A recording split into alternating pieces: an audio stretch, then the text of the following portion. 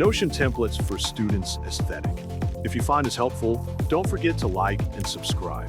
First, head over to Notion.com and log in with your Gmail account. Once you're in, take a look at the menu on the left-hand side and click on Templates.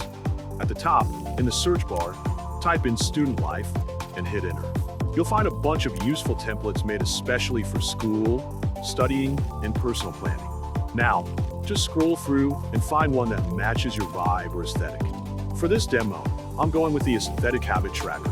It's clean, simple, and super helpful for staying on track.